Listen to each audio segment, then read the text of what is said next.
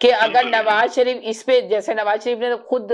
पेशकश की ना कि जाके शहबाज शरीफ से कहा कि जाओ के जरदारी को इनवाइट करो, जरदारी से मुलाकात करो, सारे सियासतदानों को एक टेबल पे होना चाहिए, हमने मिलना चाहिए। खालिद मकबूल को भी कहा कि उनसे भी बातचीत की जाए और आवाम को भी कहा कि ये रिलीफ देंगे, ये देंगे, हम ये करेंगे, ये करेंगे।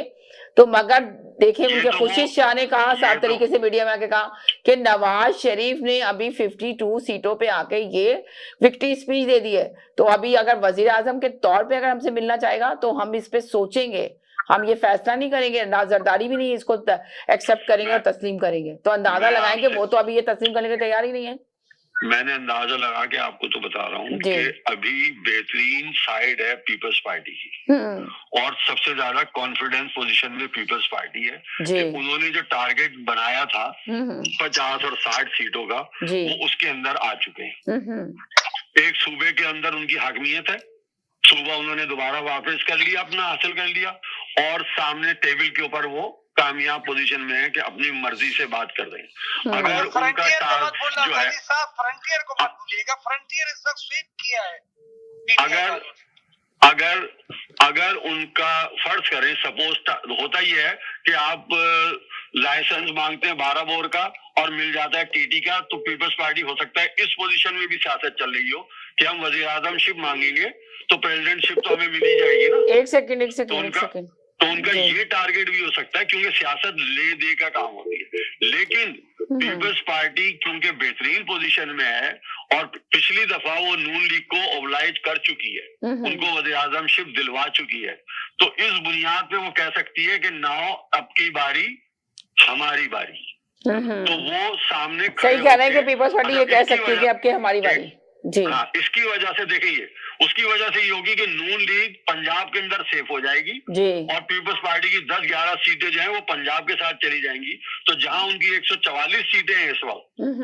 नून लीग की, वो 154 हो जाएंगी और उसके साथ काफ लीग की 10 या 11 सीटें मिला के वो सेफ पोजीशन में चले जाएंगे नून लीग वाले पंजाब के अंदर। वहां पे वो फ्री हैंड से हुकूमत बना सकते हैं जी। तो ये इस वक्त अच्छा, दूसरी चीज ये कि अभी एक नादान भाई ने कहा कि अखबारों के अंदर वो पहले सफे पे छपा हुआ था, तो अगर मालूम हो तो वो पहले सफों पे जो छपा हुआ था वो इश्तहार था, वो किसी अखबार ने खुद नहीं छापा था, इज ए पेड कंटेंट। 14 या 12 अखबारों ने फ्रंट पेज के ऊपर फ्रंट पेज इश्तहार छापा था, जिसको डिट्टो अगर देखा जाए, डिट्टो, क्योंकि इश्तहार एक जैसा होता है ना तमाम अखबार, तो वो डिट्टो इश्तहार था।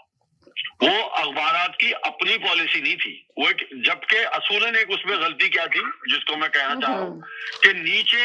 ऐसे जब फ्रंट पेज पे कोई चीज लिखी जाती है तो उसके साथ लिख दिया जाता है कि पेड एडवर्टीजमेंट।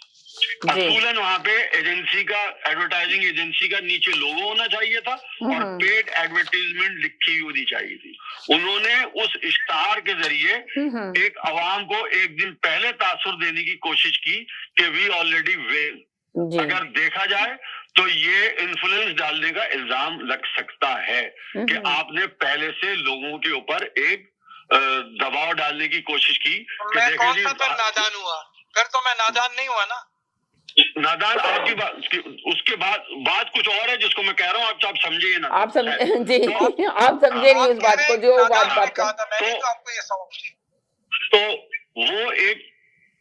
अलग चीज थी। तो इसलिए मैं कह रहा हूँ कि अब जो वक्त है, अब जो टाइम है, मगर सच भाई आप ये बताएंगे जो बिलावल अपना देते थे, जिनका जो बयान था लिख लो पाकिस्तान के लिए, जीतो पाकिस्तान के लिए, तो अब वो जो बोलते थे कि चुनो पाकिस्तान के लिए, बिलावल को चुनो, तो अब जो जाके जब ये बात करेंगे, टेबल पे बैठेंगे, जिस तरह बुलाया जा रहा है, जिस तरह मीटिंग हो रही है, तो आपने बिल्कुल ये बात 100% सही कही कि वो जरूर ये शर्त रखेंगे कि भाई पहले हमने पीडीएम में आपको वज़ीर आज़म बना दिया था, तो अब आप हमारे बंदे को वज़ीर आज़म जी बोले जी सर। ये जो हुकूमत बनेगी जी be a very weak government जी, और मेरा नहीं ख्याल कि जरदारी साहब ये चाहते हैं कि उनके जो साहिबजादे जब पहली दफा वजीर आजम बने तो इतने वीक बने, वीक हुकूमत में ऐसी वीक गवर्नमेंट को लीड करें जो कि 2 साल